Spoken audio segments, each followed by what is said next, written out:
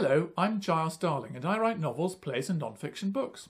In this video I talk about this book, The Heroine's Journey for Filmmakers by Denise Ross, and how, in my opinion, its ideas can also be applied to writers of novels as well as filmmakers, and to heroes or male characters, not just to heroines. But first, please feel free to like this video and subscribe to my YouTube channel.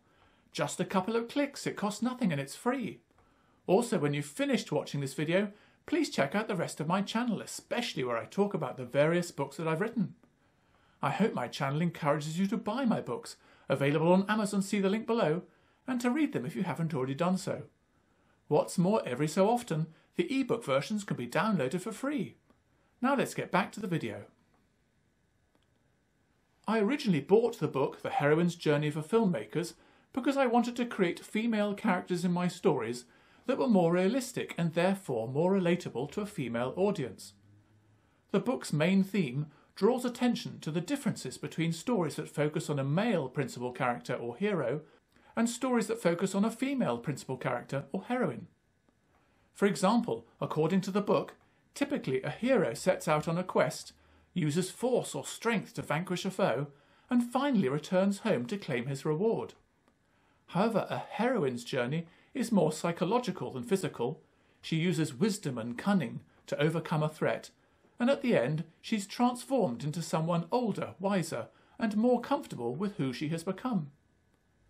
The book also highlights how, in recent times, female characters have been shoehorned into male roles in films and movies, maybe in the name of feminine inclusivity or gender equality.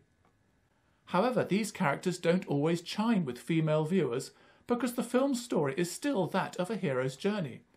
Instead, the book suggests, in order to chime with female viewers, stories need to be told from the perspective of the heroine's journey.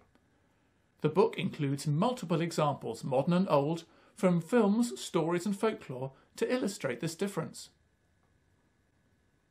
In addition, the book mentions female symbolism, which writers can incorporate into their work. It also highlights how women are active in female-orientated stories instead of passive or reactive in male-originated stories, how heroines are patient while heroes are impatient, and how female-led stories focus on the family, while male-led stories are all about destiny. What's more, it notes that women in female-led stories often get support from other women and animals and nature, rather than from men. This support can be both helpful, for example a wise, older female mentor, and unhelpful, for example a meddling sister or aunt. Other differences mentioned include father-son confrontational relationships versus mother-daughter supportive relationships. The book uses examples from mythology and folklore to expand on some of these ideas. The book suggests that much of this difference is because of male or patriarchal influences on storytelling in recent centuries, from male authors in Victorian times through to male filmmakers in more recent times. Female writer friends that I spoke to didn't agree with all of the book's ideas. Some even found the book's tone to be too anti-men and blaming the patriarchy too much. Nonetheless, I think the book provides a useful alternative interpretation of the main character's journey that writers can apply not only to their female characters, but perhaps also to male characters who are patient, family-focused, and less inclined towards violence. The book ends with an in-depth analysis of 4 female-led films, including some where the heroine was shoehorned into a male character's journey. These illustrate the book's theme.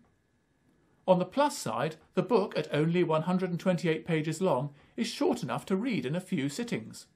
On the negative side, in my opinion, it didn't go into female psychology as deeply as I was hoping. Nevertheless, as already mentioned, I found the book to be a useful starting point for how to write better female characters. Finally, I'll read an excerpt from the book. This is from page 27 and concerns the heroine's transformation.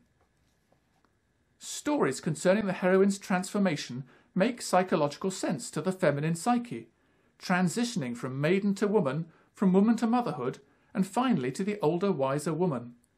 Women understand and can relate to these transformations, and they will always spark an adventure for your heroine. Also, remember how extremely important family is to the heroine. Many stories have been created around the heroine doing what is needed to save a family member. Give your heroine a reason, one that the feminine psyche can relate to do what she does. Elsewhere in the book, it mentions the menopause. In summary, I think that The Heroine's Journey for Filmmakers by Denise Ross contains an extensive wealth of information that can help you write better female characters in your stories that will be more realistic and relatable to a female audience. Please feel free to add your own thoughts or experiences of this book in the comments section below.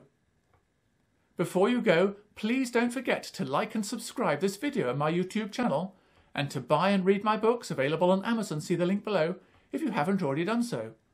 Thanks for watching, stay strong.